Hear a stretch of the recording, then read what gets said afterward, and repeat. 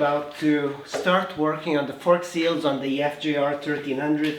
As you guys know, I picked this bike up kind of cheap, and the reason I picked it up cheaply is that the fork seals are busted.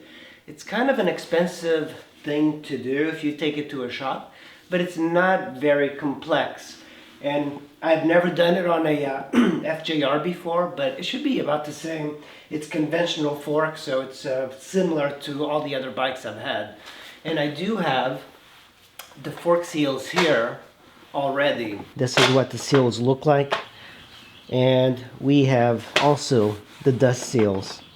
So that's pretty much all you need for this.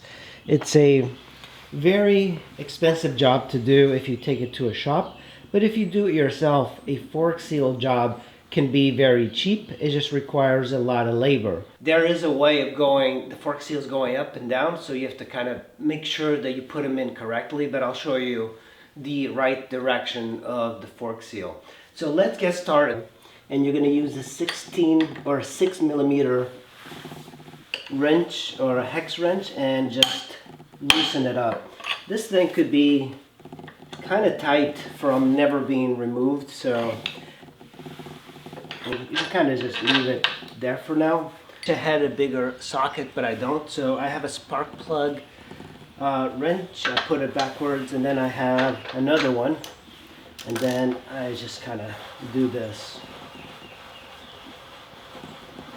You can use an extension pipe like this to make sure you break it, because it's usually on very tight.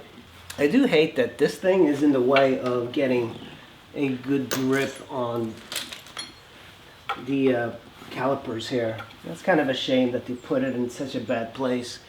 It's actually kind of disappointing. This is bad engineering. Why couldn't they just make the reflector slightly smaller or put it somewhere else instead of having this here? That's just silly. I mean, I can't fit the wrench behind it. So apparently you can rotate this bit of reflector like this. I think this is just a terrible design by Yamaha. Who the hell wants this? So one of the things to keep in mind is that you don't want your brake calipers to hang while you're doing this. And this one's got really nice steel braided brake lines, so I don't want to damage them. So when I remove this caliper and the reflector is there because you have to, and I like to kind of just put it back like this after I'm done removing the brake caliper. I'll just kind of squeeze it out like this, and I'll put it, I think, in the brake pad itself. This way I don't lose any bolts. This really helps. A lot of times I kind of just lose stuff. I think that's such a terrible design flaw. Taking our 12 millimeter socket here and removing these bolts. One of the things I like to use is a bar for leverage. The bar here, and then I'll just break it softly, and there we go. And then I'll do that for the other one.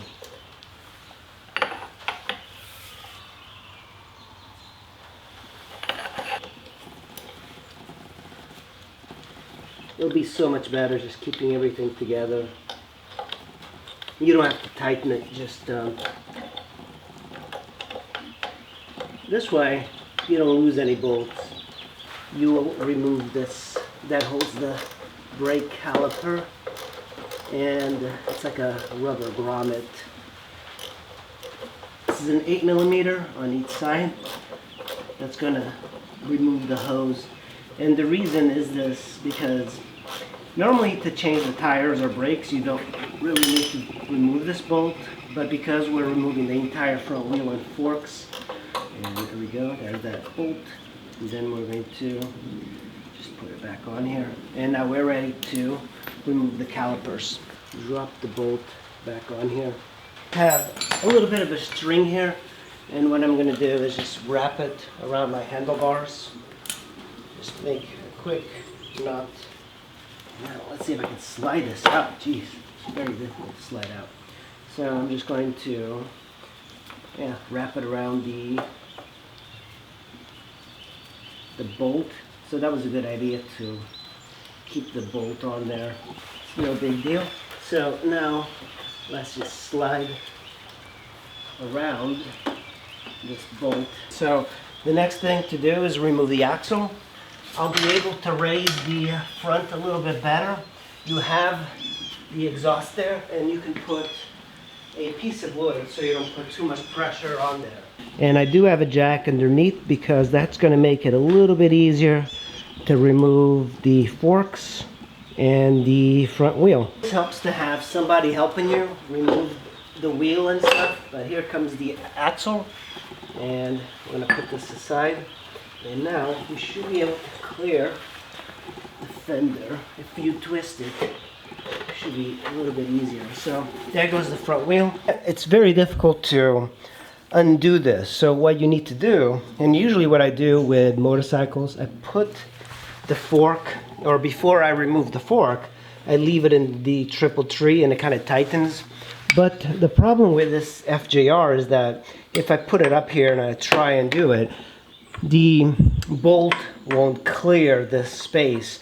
So what I did is I actually bolted it back onto the bottom triple tree, and that nut is there, and I was able to loosen the top nut. So you should try and loosen the top nut before you remove the forks. So that's a little bit of a tip, because I made that mistake of removing the forks, and now I'm just kind of putting it in there just to remove this top bolt. Then you put it in there and kind of twist it. Underneath this, there is a bolt in the fork, and I'm using like a 5/16 wrench. You are going to have to work kind of hard to get this out.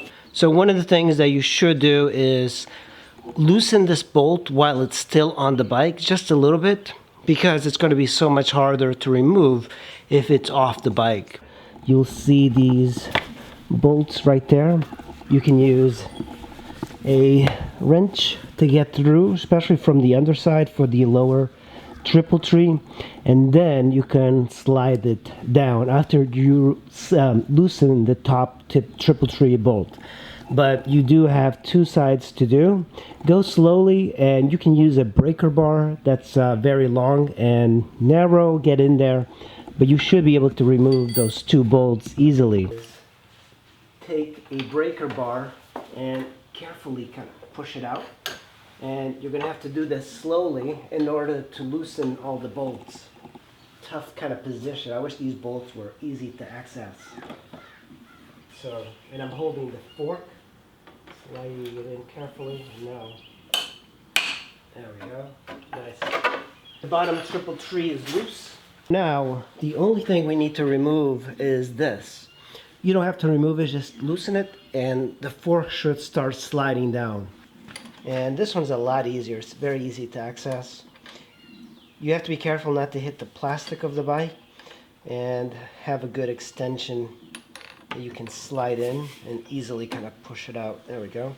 Be careful with the brake lines. You don't want to damage them. There we go. So that's the bolt we'll be removing. Slide your 6mm wrench in there, and you have to put it in such a way that you're not going to be damaging anything. You can kind of, there we go. So let's get this. As you twist this, I already see the forks coming down.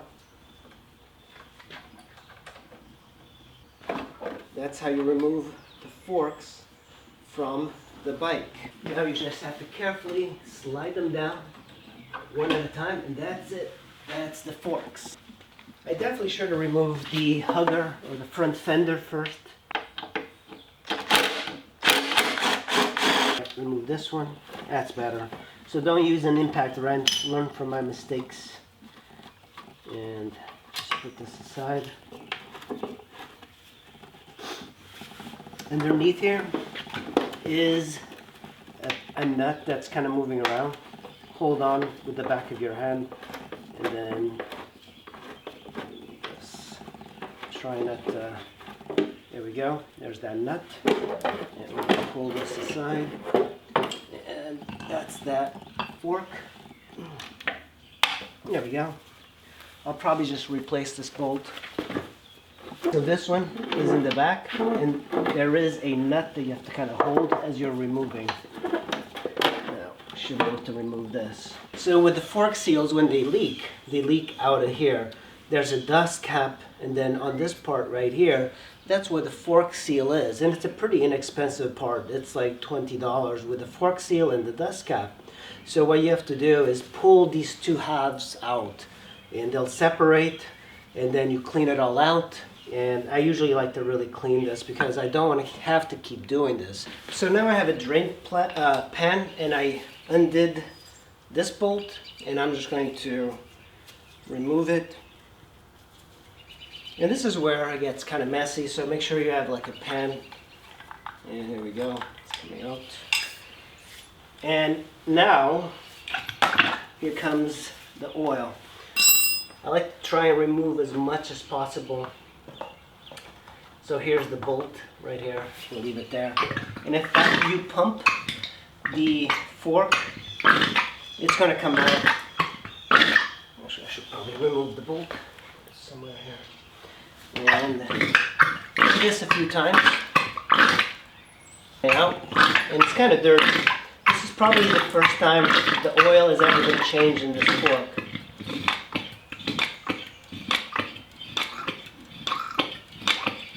So the other fork has got the bolt already loosened. The bolt in the bottom, it is a little bit difficult to remove, but if you have a vise, that's the way to go.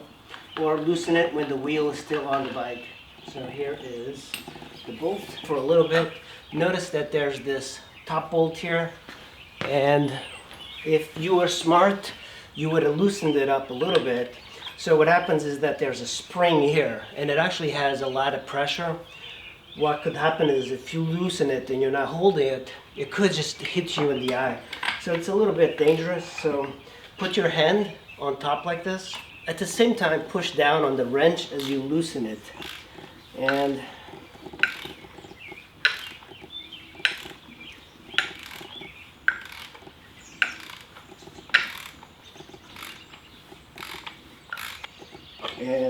here's the, so you can see it didn't jump out at me, which is perfect. This one's a little bit different than what I'm used to. So here is all the internals. This is that piston, I guess. Normally, what you have is all of this kind of comes out in parts from what I've seen in other bikes. This is one big unit. These FJRs are a little bit different than what I expected for the fork assembly. It's like one big unit. Go ahead and remove this top bolt. Make sure you put your hand around it, because it's one whole piece of the internals, which is something I've never seen in a bike, so it's kind of cool. This is one long piece inside the FJR fork. I'm kind of amazed that it actually looks like this. I was not expecting it, and that's the very bottom of it. So we have to remove this top part, and the way to do it is you take a 17 millimeter to put up here on the top, and then you take this and you loosen this up. And it should take some time. I've already pried it off, so it's going to be easy for me. But this part comes out because we have to pump this top piston and show you. So now this part will come out, but you have to hold on to this nut here while you're undoing this one. You need to pump this up quite a bit when you put oil, because you need to work all the gaps out of there, the air bubbles that are going to be in the oil. So the dust seal is right here. If you take a pair of pliers or a screwdriver, just kind of cram it in there and kind of push it up. You don't have to worry about ruining the dust seal, because we're going to be reusing it, or we have already a new seal, so this one doesn't really need to be saved. So that's the dust seal right here, and it's pretty much trash, but normally these seals don't really go bad. It's the fork seal. To get to the fork seal, we still cannot remove it yet. there's usually like a clip, a piece of steel in here, and you take a very small screwdriver and kind of try and lift it up. Sometimes there's edges where you can get at it, but the fork seal is actually in here. But in order to get to it, we need to get a screwdriver in there. Just kind of, and I'm already like touching it. It's a little bit difficult to see on camera. There we go. If you guys are hearing that noise, that's the clip, and there we go. That's the clip that just came out.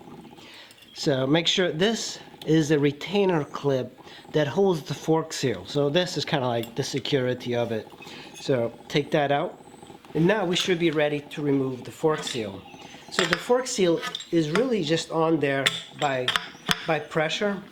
So what we do is we take this and we just hammer it out like this, and we do it just, and there we go. That is the fork seal. This piece right here at the bottom of the fork is that fork seal, and I'm actually looking at it. There's like some crud on the sides, and that's it. This is the seal, and all you have to do is slide it out. Slide this out.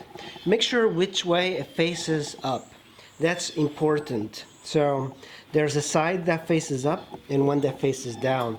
So the more closed part of the seal is up. So this part is up. Let's take a look at the seal. It is the more closed part, and when we turn it around, you see that there's more exposed, like a little bit more exposed. I believe that this is just where the oil faces. So the bigger part of the fork seal is down. The part that's more sealed is up. So what I like to do is just to clean my fork, remove any contaminants. Another thing to note is that sometimes this Teflon piece gets worn out. I'm like looking at it, it's actually in pretty good shape. The Teflon, these two pieces, sometimes you can get like these rebuild kits for that. Most of the time they do not get that worn, but I've had a couple of bikes and they were kind of worn, so keep that in mind. If it doesn't have like that coating to it, and this one does, you need to replace it. This should just go in. So normally you need a fork seal driver to put it in here, but there are other ways. You can just take a piece of PVC the way I usually do it, and I just kind of hit it and it goes down. So we are ready to put the top part of the fork onto the bottom, and you just have to make sure everything is nice and clean. And I like to kind of go inside here, get all of this nice and clean. This bushing goes in first, like this, and it should stop over there. Then you have the washer that goes on top and falls on the fork. There is a piece inside of the lower part of the fork leg. Piece here that goes on this part of the leg, and what I do is I take the lower and I just kind of slide it in.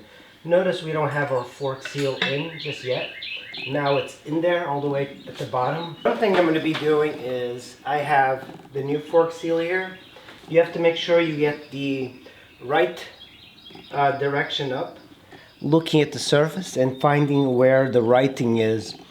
The part where the writing is the top part, faces the top of the bike. And then take your hands and kind of squeeze it in. That way it's not going to go in a very odd position. And now it's in the very bottom of it.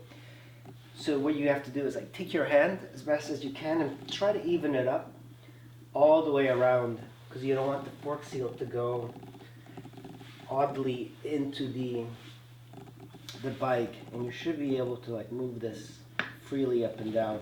What I like to do is take the old fork seal over, because I'm going to be hammering this with this sort of system. I'm going to be like hammering it down, and I don't want to damage that fork seal. So that's what we're going to be doing. this point, you should hear a difference in tone. And I'm going to pull up the old fork seal. And here comes the old fork seal. So the fork seal is in there. It takes a while to kind of push it in. And I use the old seal so I can put it on top and then use the 2/2 of the PVC pipe to kind of hammer it in this way. You could even kind of push it off a little bit to the side and use a mallet to push it down, because you don't want to scratch the sleeve of the fork, but also when you kind of push it this way, you'll be damaging the old fork seal and not the new fork seal. We're going to use just a little grease and we're going to put it inside here. So here is that seal, or the clip, and I'm going to just drop it in. I make sure that the open side kind of faces to the back of the fork. So now once it starts to go in, just take a small screwdriver and you should hear it kind of clip in. And there we go.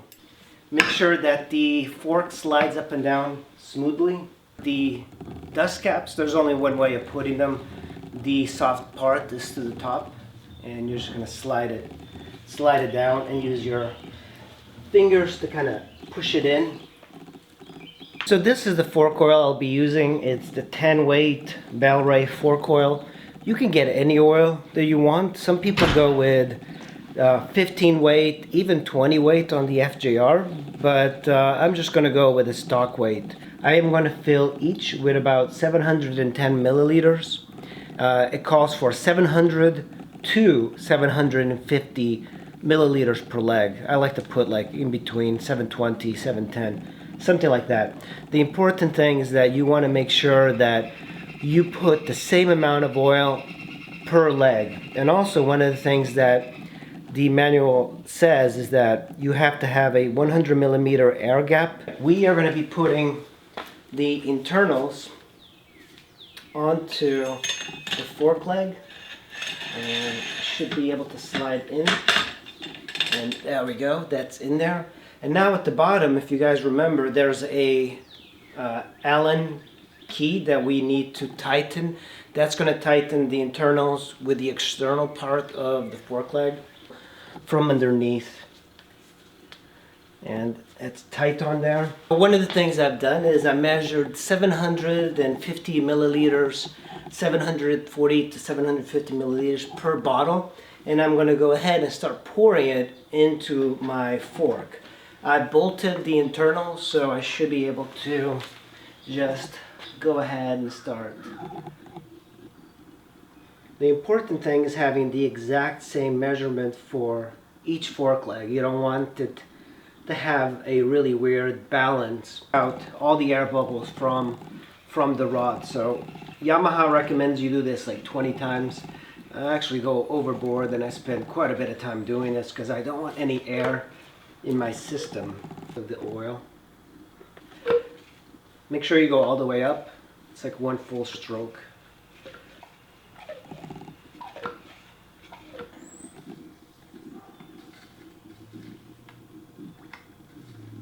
And you should start seeing like air bubbles come out.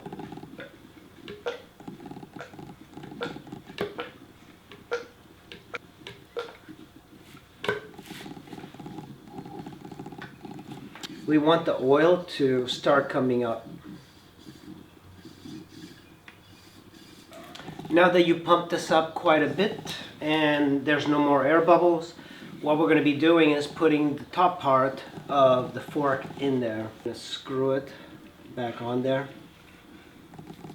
And you're going to need your screwdriver or your wrench.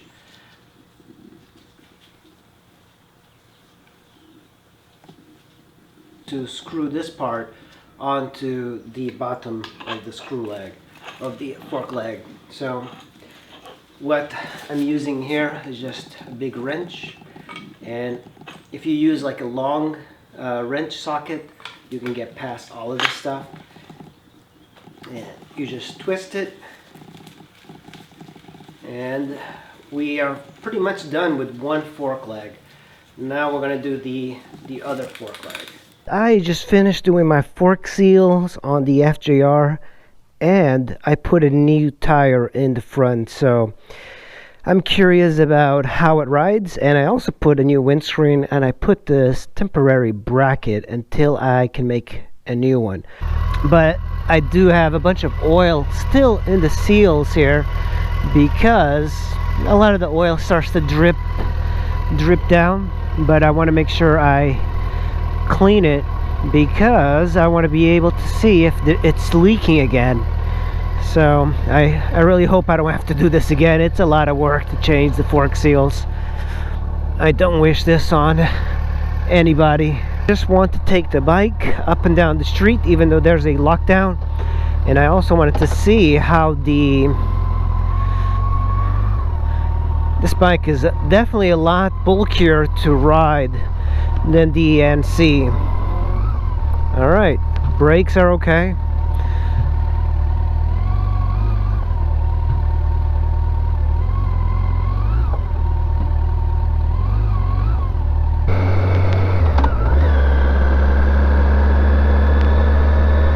Man, with this windscreen, it's fantastic. Like, you don't get any wind on you.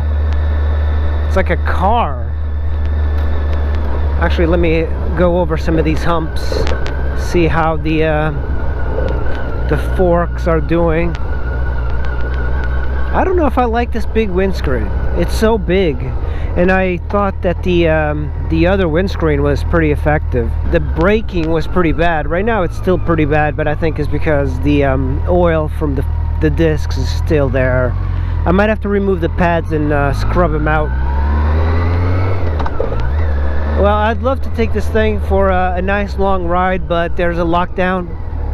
Brakes are still not very good. I'm gonna have to look into that, but at least I know that the suspension is okay.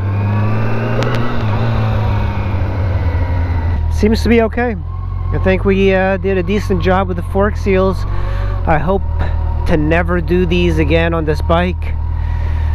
Man, fork seals are such a pain in the ass, guys. This is how you do a fork seal on a FJR1300, and it's the same system for other bikes. I'm sure I missed some steps along the way, but this is the usual way I do the fork seals. And normally on these bikes, it doesn't really break fork seals very much, but that's how you do it. If you guys have any questions, post in the comments below, and I'll be sure to write something if I know how to help you guys. Thanks for watching. I'll see you in the next video.